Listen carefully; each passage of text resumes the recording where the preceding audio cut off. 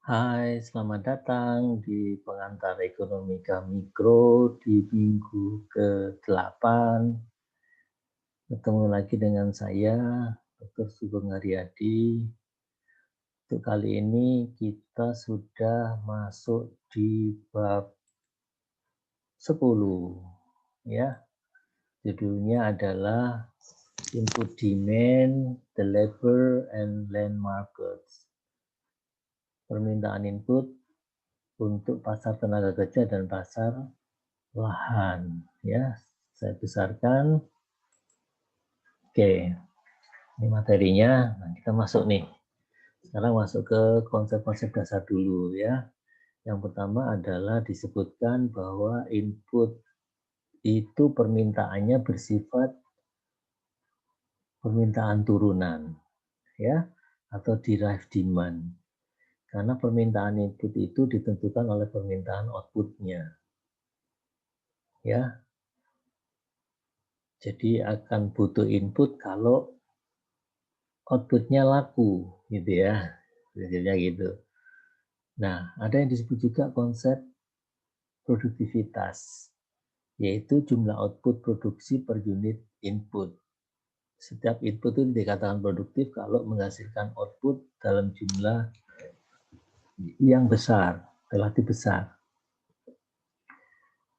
Seorang komposer musik, komposer lagu itu disebut produktif kalau jumlah lagu yang dihasilkan pada periode tertentu itu jumlahnya relatif lebih banyak dibandingkan dengan komposer yang lain. Nah, itu disebut produktif. Oke. Berikutnya adalah konsep tentang complementary dan substitutable. Jadi ada input yang sifatnya komplement, pelengkap, complementary, atau substitutable, saling menggantikan. Yang paling menarik adalah hubungan antara mesin dengan manusia. Mesin dan manusia itu bisa bersifat komplement, karena mesin nggak bisa jalan tanpa manusia, manusia juga pekerjaannya tidak sempurna kalau tanpa mesin, sehingga dia disebut pelengkap. Tapi ingat, mesin dan manusia itu bisa juga bersifat substitutable, saling menggantikan. Ya, pabrik rokok itu bisa mengganti karyawan dengan mesin, mesin bisa menggantikan karyawan, atau mesin bisa digantikan karyawan. Ya, oke. Kemudian ada yang disebut konsep diminishing return. Nah, konsep diminishing return itu diawali dengan pemahaman tentang marginal product of labor, yaitu output tambahan kalau kita menambah satu tenaga kerja tambahan. Ya, seperti apa itu? Nah, kita lihat nih di sini nih. Ya, kalau lihat gambar seperti ini, tabel seperti ini, jangan pusing dulu, dibaca pelan-pelan. Saya ajari caranya ya. Tabel 10.1 marginal revenue product.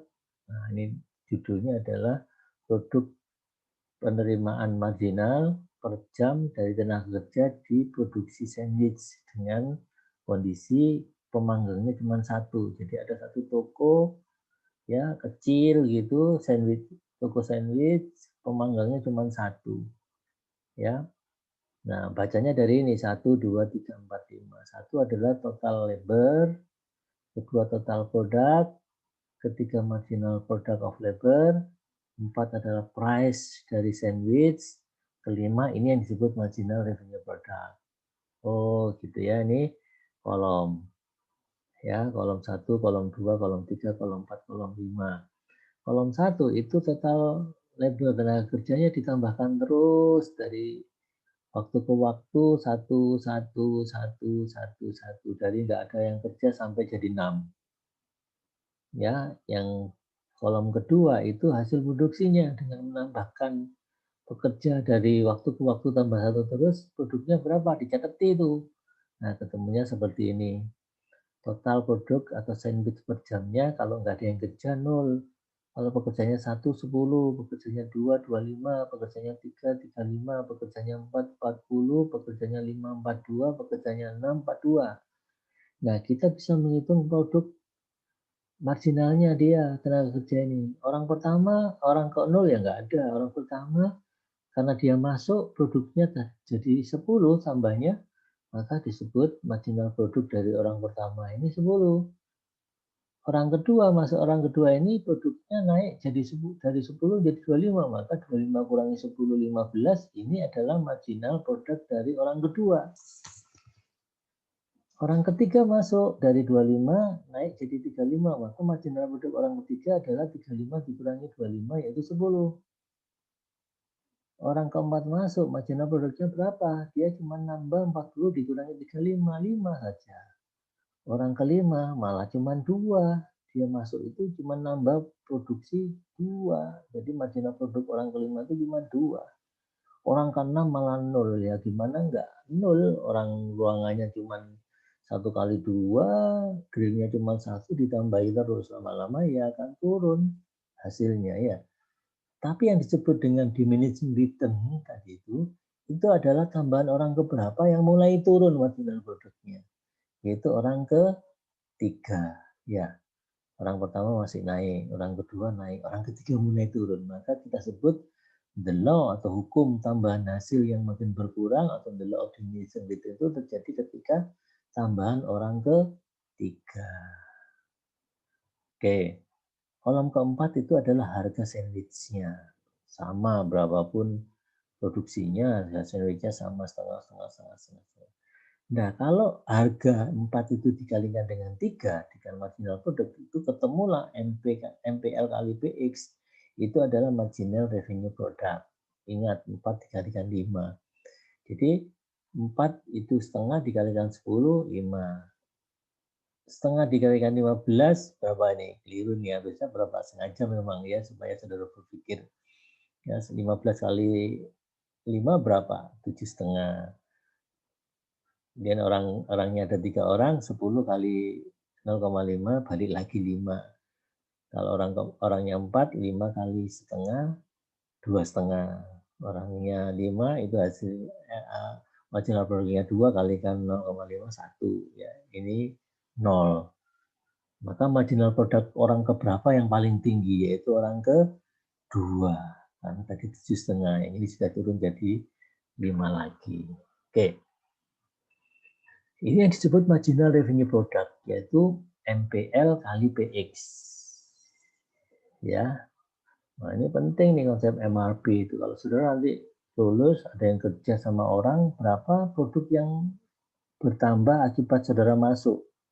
Nah, produk itu yang bertambah itu dikalikan dengan harganya, itu adalah marginal revenue product.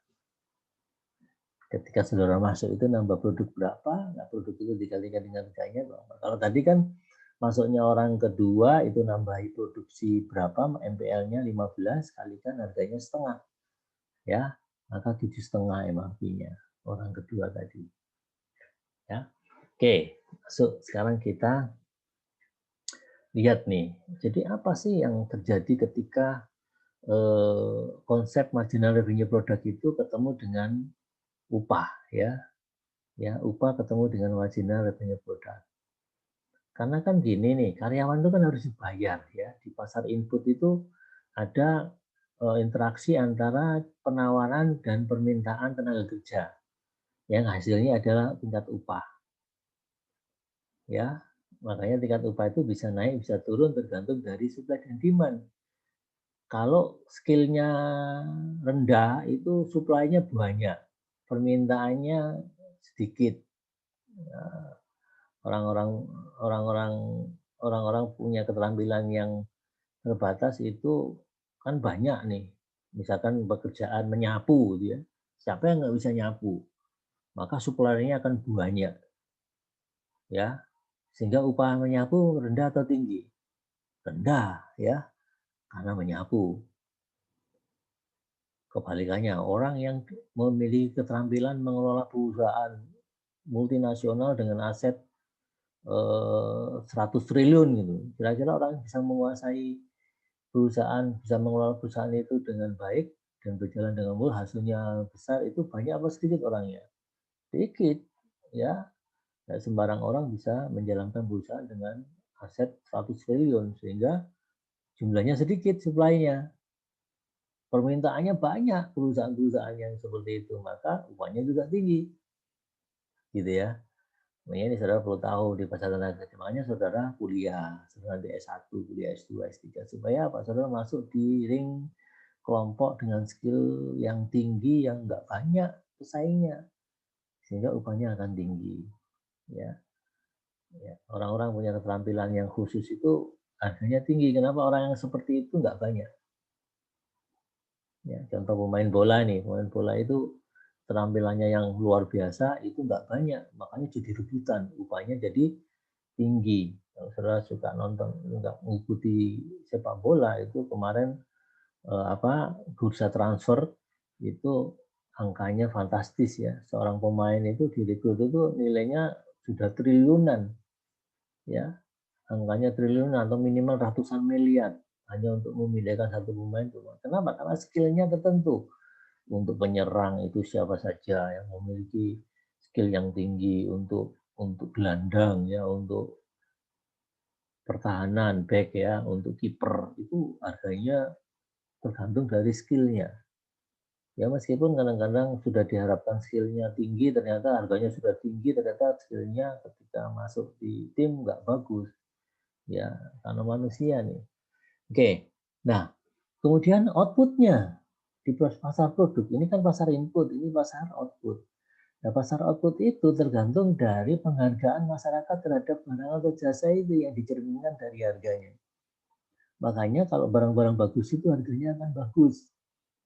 Kenapa? Karena dia butuh tenaga kerja juga bagus-bagus.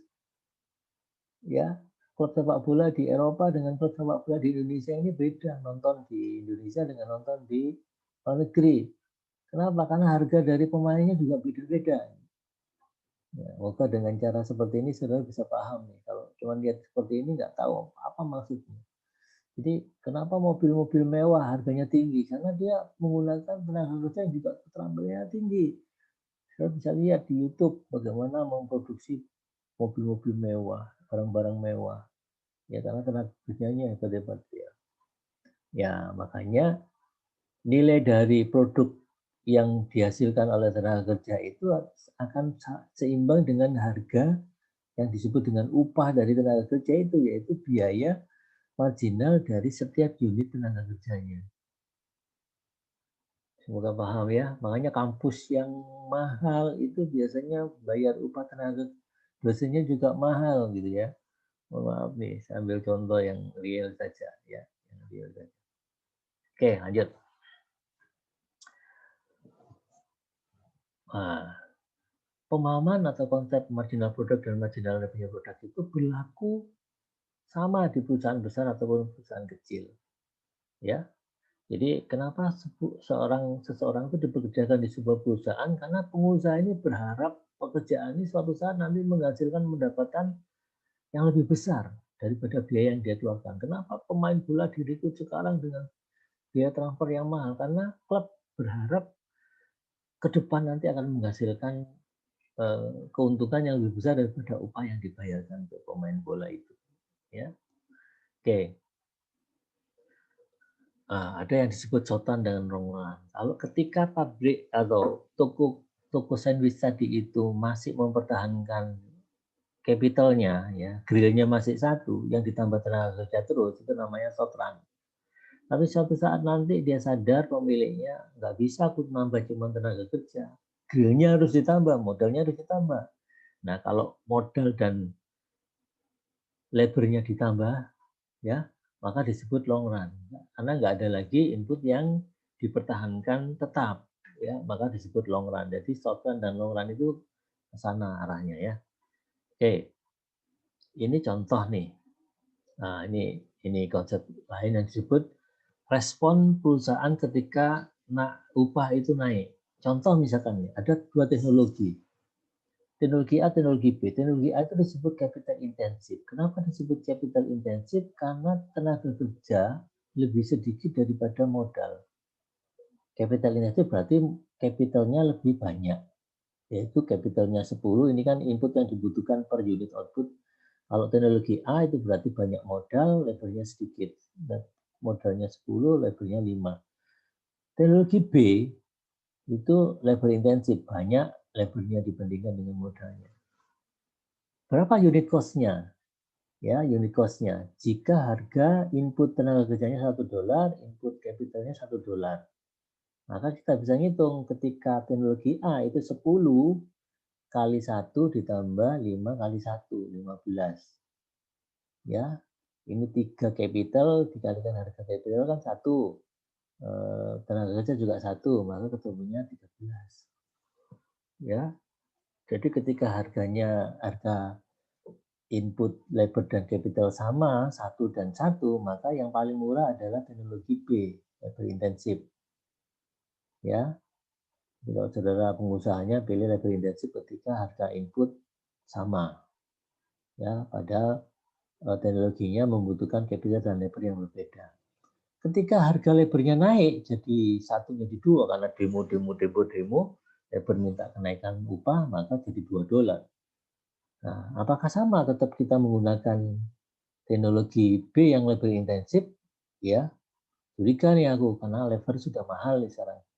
Maka kita bisa ngitung 3 kali 1 capital ditambah dengan 10 kali 2 labor, yaitu 23. Ternyata labor intensif sekarang mahal kalau harga tenaga kerja naik seperti ini.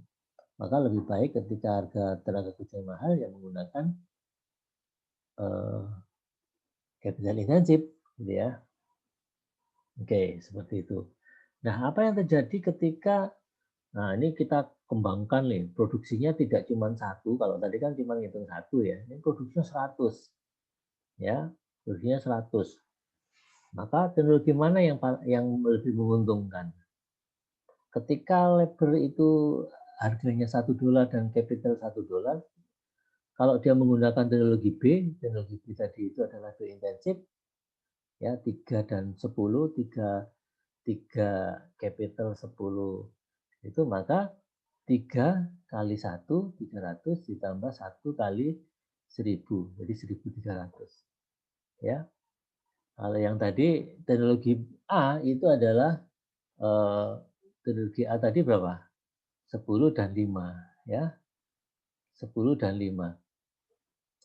Ini capitalnya 1 ya, kali 1000, 2 dikalikan 500, 1000 ditambahkan jadi 2000. Maka variable cost, total variable cost-nya yang paling menguntungkan adalah kalau menggunakan teknologi B ya. Kalau kondisi tenaga kerjanya lebih harganya sama dengan 1 dan 1 ya. Oke. Sekarang kita masuk ke apa yang disebut dengan substitution dan output effect karena perubahan harga. Jadi gini, peningkatan upah itu mungkin menyebabkan perusahaan mensubstitusi tenaga kerja dengan modal yang mengakibatkan penurunan kuantitas yang diminta dari tenaga kerja. Jadi kalau seperti kasus di Indonesia nih, tiap tahun buruh demo untuk minta naik upah. Akibatnya apa? Perusahaan itu akan mensubstitusikan tenaga kerja dengan modal, ganti mesin. Ini yang disebut efek substitusi. Kalau terjadi peningkatan upah. Tapi juga peningkatan upah itu akan meningkatkan biaya, ya, yang mengakibatkan penurunan output. Ya, kalau biayanya naik, outputnya, supply-nya jadi ke kiri ya, berkurang outputnya. Maka permintaan dari semua input juga akan berkurang. Maka disebut dengan efek output dari peningkatan upah. Jadi peningkatan upah itu dampaknya luar biasa. Bisa mengakibatkan efek substitusi mengganti tenaga kerja dengan mesin atau dengan modal, atau juga terjadi penurunan permintaan tenaga kerja karena terjadi pengurangan output. Karena tadi kan kalau permintaan itu kan tergantung dari permintaan output. Jadi kalau outputnya berkurang karena biayanya naik karena tenaga kerja minta kenaikan upah, maka akan terjadi efek output. Ya, jadi peningkatan upah itu bisa mengakibatkan efek substitusi dan efek output. Oke, jadi ini contoh prakteknya ya. Jadi sebenarnya seorang Julia Roberts ini ya, bintang film zaman dulu, kalau saudara yang anak sekarang nggak kenal ya, itu bayarannya mahal ya, bintang film yang mahal itu karena dia bakatnya luar biasa, memang orang seperti dia itu tidak banyak di dunia ini ya, sehingga kenapa dia dibayar mahal ya, karena MRP dari Julia Robert itu tinggi. Kalau Julia Robert main ketika itu ya yang nonton pasti penuh, box office terus film-filmnya, ya maka dia dibayar mahal. Oke. Jika pasar tenaga kerja kompetitif, upah di pasar tersebut ditentukan oleh interaksi penawaran dan permintaan. Perusahaan akan mempekerjakan pekerja hanya selama nilai produk mereka melebihi upah pasar yang bersangkutan. Jadi ini kesimpulannya ya. Jadi kenapa seseorang itu dibayar mahal? Karena masuknya dia menambah marginal produk. Nah, marginal produk dikalikan dengan harga dari setiap produk itu namanya marginal revenue product. Ya. Jadi seseorang itu dipekerjakan oleh perusahaan selama upahnya dia itu masih bisa ditutupi dengan marginal revenue produknya dia. Ya. Oke. Yang berikutnya adalah pasar lahan atau pasar tanah. Nah, kalau tanah ini khas ya, tanah itu jumlahnya tetap. Ya. Maka berapa harganya ya? Berapa harganya itu ditentukan sepenuhnya oleh permintaannya. Jadi setiap barang yang suplainya tetap, itu harganya ditentukan oleh bagaimana bentuk permintaannya. Semakin banyak yang minta, harganya akan naik. Ya, contoh nih, ya nanti saudara kalau yang masih semester 1 kos di Ubaya, di depan Ubaya. Depan Ubaya itu kan tertentu ya, blok N biasanya ya. Itu kan jumlah rumahnya tertentu, per rumah ada kamarnya tertentu, maka jumlahnya fix. Berapa harga kos di situ tergantung dari berapa mahasiswa yang ingin kos di situ. Ya, semakin banyak yang ingin kos di situ harganya naik. Kalau semakin sedikit orang yang mau kos di sekitar Ubaya ya harganya akan turun gitu aja. Ya. Jadi ini sama ya. Kenapa kok saudara menganalisis harga tiket pesawat itu kenapa kalau waktu Lebaran atau Natal tahun baru itu mahal? Kenapa? Jumlah kursi di pesawat itu tertentu, jumlah kursi di kereta juga tertentu, maka harganya tergantung dari berapa permintaannya. Ketika low season ya, demand-nya rendah, maka harganya rendah, dapat diskon dari kereta api, dapat diskon dari maskapai. Tapi ketika permintaannya melonjak, buru-buru dikasih diskon gitu ya, harganya akan dinaikkan. Sama dengan tempat bisnis, ya. Saudara, kenapa di Surabaya misalkan mall itu harga sewa per meter perseginya beda-beda tergantung dari berapa yang ingin buka kios atau buka usaha di situ.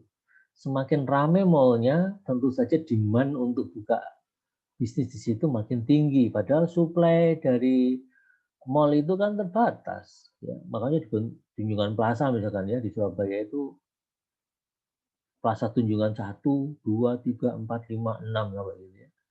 Itu paling mahal di Surabaya itu sewa di Plaza Tunjungan atau Tunjungan Plaza. Karena suplainya tertentu yang minta banyak, inden gitu ya, sampai inden. Ya.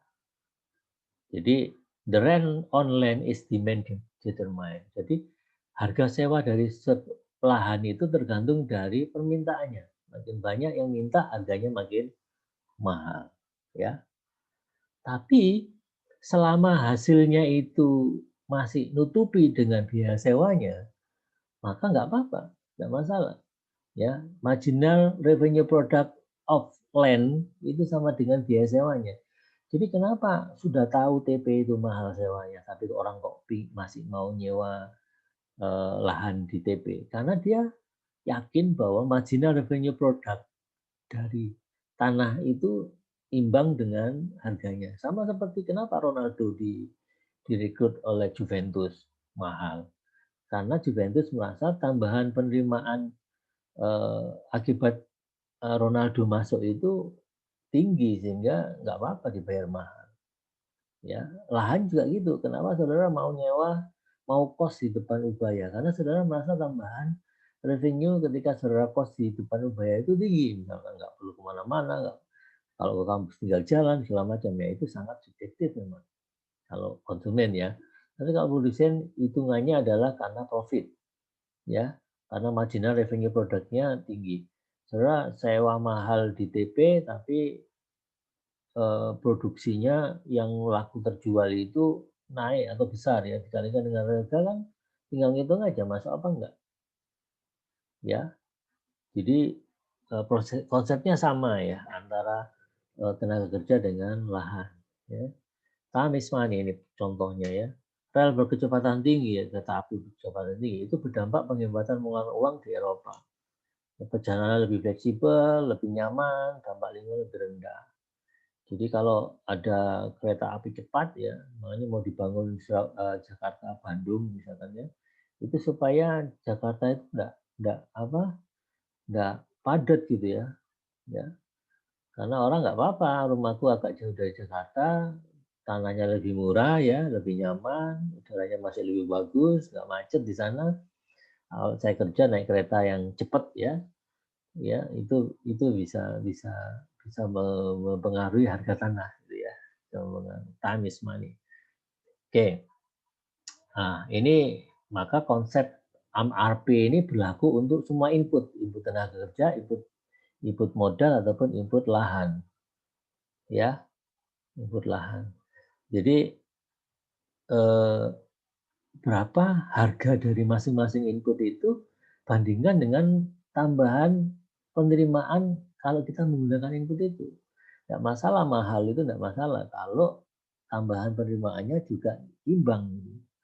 Makanya kenapa orang eh, mau eh, pinjam modal meskipun bunganya tinggi karena dia merasa tambahan revenue-nya juga masih cukup untuk membayar biaya dari modal itu. Oke, ini yang terakhir, harga faktor tertentu saat teknologi di pasar kompetitif sama dengan MRP-nya. Maka disiplin pendapatan rumah tangga akan memiliki ketergantungan terhadap produktivitas relatif dari faktor-faktor. Ini yang disebut teori produktivitas marginal. Jadi akhir dari bahasan chapter ini bahwa kesimpulannya itu ada di MRP ini ya, bahwa produktivitas marginal itu salah satu yang harus kita perdalam adalah pemahaman tentang marginal revenue product. Seseorang itu di hire berapa upahnya itu tergantung dari berapa kontribusi dia terhadap penerimaan perusahaan. Saya kira itu ini reviewnya yang saudara perlu kuasai konsep-konsep dasarnya ya apa saja yang dimaksudkan di dalam review domain konsep ini saudara harus kuasai. Saya kira itu saya bisa akhiri. Selamat belajar. Semoga sukses ya. Tetap jaga kesehatan di tengah pandemi seperti ini. Semoga semuanya tetap sehat. Terima kasih. Sampai berjumpa lagi.